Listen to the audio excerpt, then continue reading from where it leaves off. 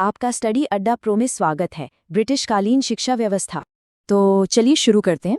देखिए, अंग्रेजों के आने से पहले ऐसा नहीं था कि भारत में कोई शिक्षा व्यवस्था नहीं थी। बिल्कुल थी। एक बहुत ही जीवंत प्रणाली थी जिसमें पाठशालाएं, मकतब और मदरसे सब शामिल थे। लेकिन जो आधुनिक शिक्षा जिसे हम आज जानते हैं, उसकी नींव असल में ब्रिटिश शासन के दौरान ही रखी गई थी। और इसे बनाने वाले आप कह सकते हैं मुख्य रूप से 3 अलग-अलग समूह थे। अब दिलचस्प बात यह है कि इन तीनों समूहों के मकसद, उनके उद्देश्य एक दूसरे से बिल्कुल अलग थे। सबसे पहले तो थी ब्रिटिश सरकार, यानी ईस्ट इंडिया कंपनी। उन्हें क्या चाहिए था? उन्हें अपना इतना बड़ा एडमिनिस्ट्रेशन चलाने के लिए क्लर्क चाहिए थे, और वो भी सस्ते में। फिर दूसरे थे ईसाई मिशनरी। उनका लक्ष्य साफ था, वो पश्चिमी शिक्षा को धर्मांतरण के एक जरिया की तरह इस्तेमाल करना चाहते थे। और तीसरे थे हमारे अपने भारतीय बुद्धिजीवी और सुधारक, जैसे राजा राम मोहन राय। ये लोग तर्क और विज्ञान पर आधारित एक मॉडर्न एजुकेशन सिस्टम चाहते थे, ताकि भारतीय समाज का आधुनिकीकरण हो सके। तो इन्हीं शुरुआती मकसदों के साथ कुछ बहुत ही महत्वपूर्ण संस्थान भी स्थापित हुए। जैसे 1781 में वॉरेन हेस्टिंग्स ने कलकत्ता मदरसा की स्थापना की। क्यों? मुस्लिम कानूनों के अध्ययन के लिए। फिर ठीक 10 साल बाद 1791 में जॉनथन डंकन ने वाराणसी में संस्कृत महाविद्यालय शुरू किया, जिसका उद्देश्य था हिंदू दर्शन और कानूनों का अध्ययन। और फिर आया साल 1800, जब वेलेजली ने फोर्ट विलियम कॉलेज की स्थापना की। इसका मकसद था ब्रिटिश अधिकारियों को भारतीय भाषाएं और यहाँ की रीति रिवाज सिखाना। लेकिन बहुत जल्द ही एक बहुत बड़ा सवाल आकर खड़ा हो गया, जिसने सब कुछ एक तरह से रोक दिया। सवाल ये था कि भाई शिक्षा दी तो जाए, पर किस भाषा में? अरबी, संस्कृत या फारसी में, या फिर अंग्रेजी में?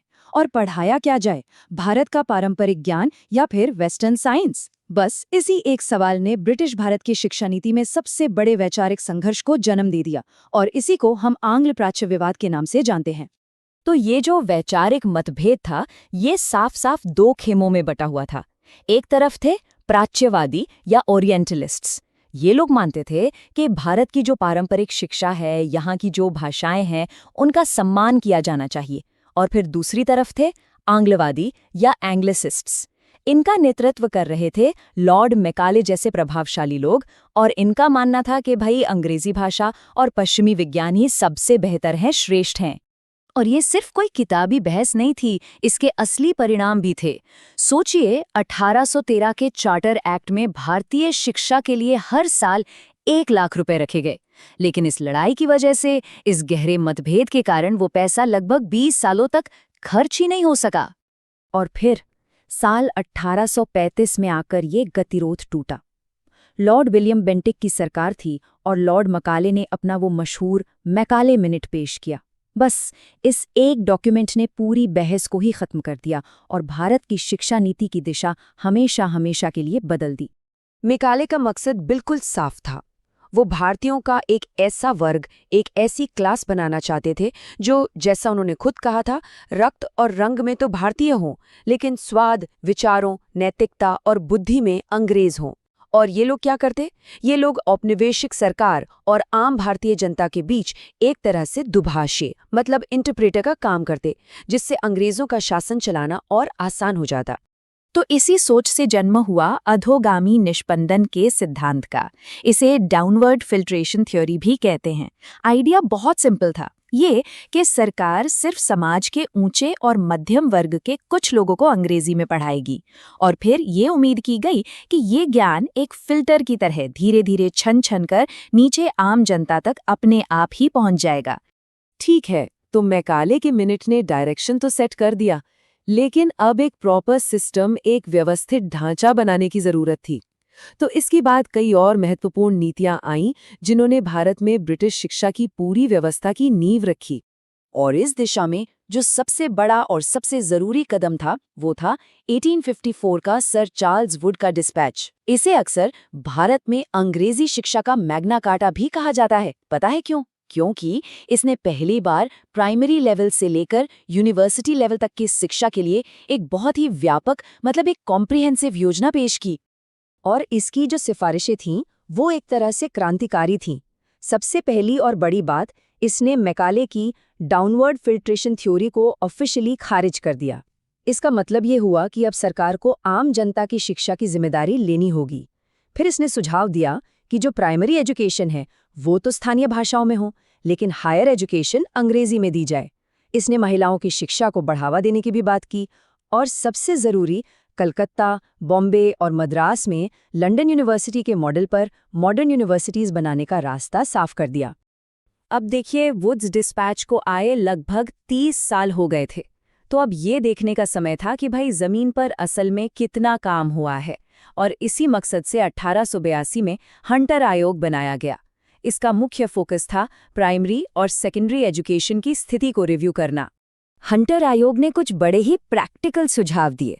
पहला तो ये कि प्राइमरी एजुकेशन पर नए सिरे से जोर दिया जाए। एक और बहुत महत्वपूर्ण सुझाव था कि सेकेंडरी एजुकेशन के 2 रास्ते हों, एक एकेडमिक जो छात्रों को यूनिवर्सिटी के लिए तैयार करे, और दूसरा वोकेशनल जो उन्हें तकनीकी या व्यावसायिक कौशल सिखाएं। इसके साथ ही आयोग ने ये भी कहा कि एजुकेशन सेक्टर में प्राइवेट एंटरप्राइज मतलब निजी भागीदारी को भी प्रोत्साहित किया जाना चाहिए। तो ये जो टाइमलाइन हम देख रहे हैं, ये हमें साफ साफ दिखाती है कि कैसे शुरुआती संस्थानों की स्थापना से लेकर एक के बाद एक नीतियों के विकास तक हमारी शिक्षा व्यवस्था ने एक लंबा सफर तय किया है। हर एक पड़ाव, चाहे वो 1835 का मैकाले मिनट हो या 1854 का वुड्स डिस्पैच, वो अपने से पिछले पड़ाव की एक प्रतिक्रिया की तरह था और उसने आने वाले कल की नींव रखी। अब हम 20वीं सदी की शुरुआत में आ जाते हैं। इस समय तक ध्यान अब हायर एजुकेशन के संगठन पर चला गया। भारत में राष्ट्रवाद भी बढ़ रहा था, तो ब्रिटिश सरकार को लगने लगा कि यूनिवर्सिटीज़ पर अपना कंट्रोल और मजबूत करना चाहिए, क्योंकि उन्हें लगता था कि ये यूनिवर्सिटीज़ अक्सर राष्ट्रवादी गतिविधियों का केंद्र बन रही हैं।